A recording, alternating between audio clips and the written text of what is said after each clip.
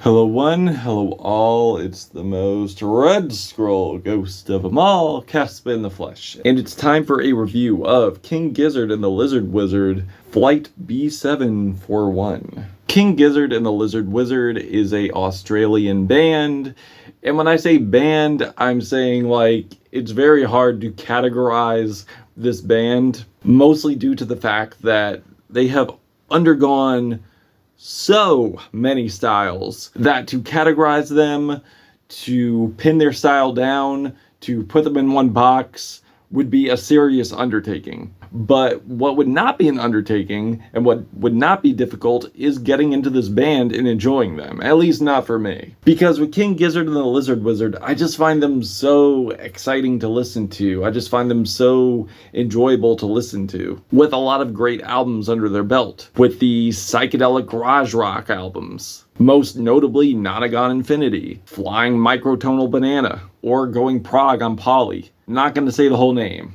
I'm sorry, I don't have that much time. Or Fishing for Fishies, which honestly, I feel like this album here is the sister album to that album, with the stylistic usage of blues and boogie, and two excellent metal albums which thematically come off as like a sci-fi movie, but involving like political issues, mostly environmental, whether it's Petro or Infest a Rat's Nest, or even going synth and electronic on their last album, The Silver Chord, which I didn't review formally, I'm sorry.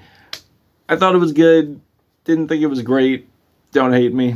And given how the singles were so good, I was definitely looking forward to this album here, because it would appear they're going in the boogie territory once again, the blues territory once again. I thought the thumping bass carried a great groove melody on the Risque. I love the jaunty ragtime pianos with the wild backwater guitar arpeggios on Hog Calling Contest. The soaring group vocals are really heavenly, and I feel fit the lyrical narrative. And honestly, I feel transitions fantastically into the Risque. It was pretty clear that this album was really going in the direction of blues once again. And if you haven't noticed, King Gizzard does go into older vintage styles. They're always going into this, they always have like a time capsule of an album. It's pretty much in their DNA at this point, laced with politics in some respects. And they've always managed to bring something refreshing to these vintage flavors. And this time around, they're focusing on mental health.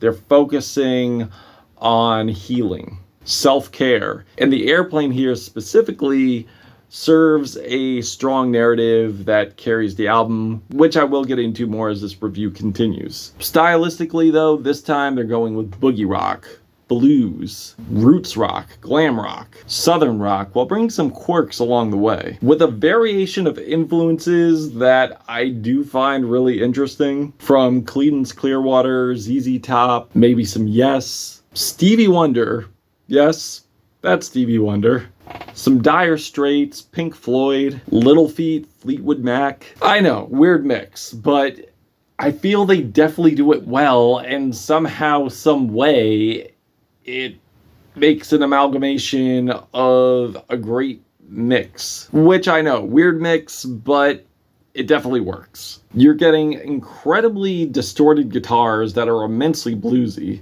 bumping bass and drums, wailing harmonicas. So yes, it's certainly blues rock, and there's also something very cathartic about this album, which I feel contrasts to the actual message that this album is giving, because there's some really heavy topics here, but to me, it sounds like they had a great time doing this. Like, this is a jovial therapy session with music. So they're definitely sounding more exuberant this time around. The track Sad Pilot has these squawking electric guitars and jaunty pianos that carry most of the track. There's also some jazzy piano keys and guitar intervals that are very bluesy as well. And they transition really smoothly into Rats in the Sky. While I'm not crazy about Rats in the Sky in particular, I do have to admit, the segue is very smooth, and even if I'm not a fan of the track that it's segueing to or transitioning to, I could definitely respect the process and enjoy that aspect. And while I think the lyrical direction is important on Antarctica, could see fitting into the narrative of climate change and global warming affecting someone's health, someone's mental health. But to me, there's not really much of a lyrical tie-in on the surface. Not only that, but I don't think it's as well structured as it should be. The singing is a little sloppy, especially with the vocal layering.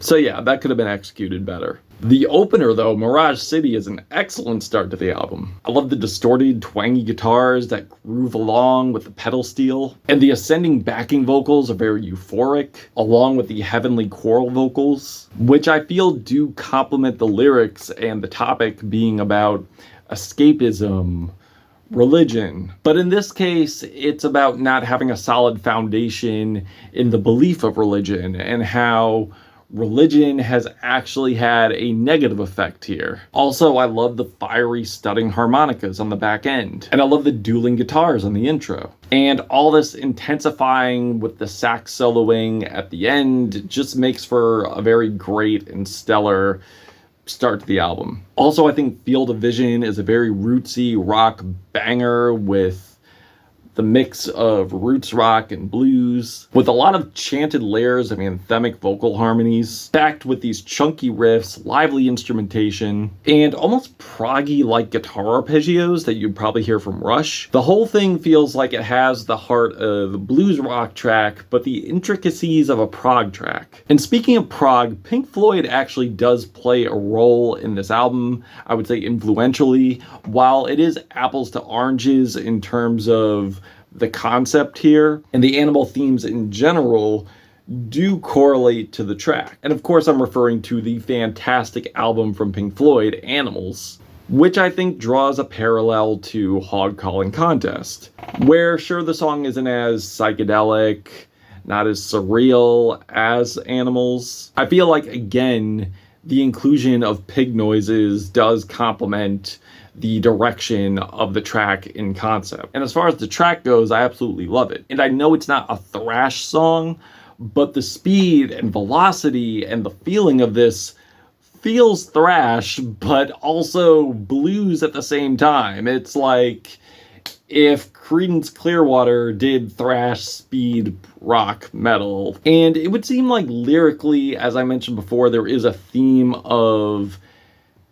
escapism, questioning religion, false hopes, while striving for perseverance, and on the hook. And if you could make the impossible possible, then you would bask in the glory of it. In this case, when pigs fly, I'll be on the flight. And I do love the way the lyrics are displayed very creatively here, especially in the sense of its metaphors pertaining to the topic, which occurs quite a handful of times through this album. Also, I love Risque. I feel the band brings a nice fat driving bass groove here. Really thick bass with great variation intertwined through the track. I also love the hilarious, sinister vocal poetry that's on here. And I also dig the many vocal variations that are on here. It's a very nice amalgamation of old school, prog, blues, soul. That's honestly the best way I could describe it. I unfortunately think the title track here is probably the weakest one here though. While it does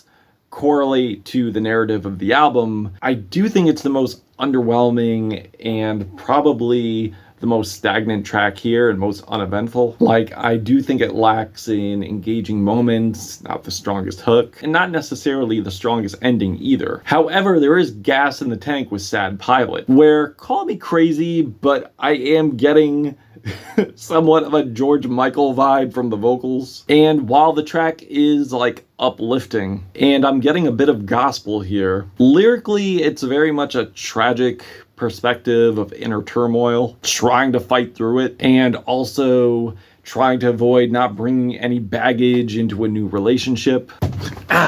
And again, I love the traveling tie-ins that this album has with these expressions of emotions and trauma and trying to conquer and alleviate the trauma. The closer, Daily Blues, which is the longest track here at 7:42, is probably the best in terms of its sequencing, its writing, with some of the most memorable refrains and melodies on here. Also, I love the variations within the melodies chosen here, how when it comes to the hook, it's not the same melody, it's different moods. Like this thing has like a multifaceted sonic element to it. There's a lot of sonic pockets that differentiate from the other, and I love how each passage builds off lyrically and sonically. And from a lyrical aspect, it's pretty much a love your enemy type song.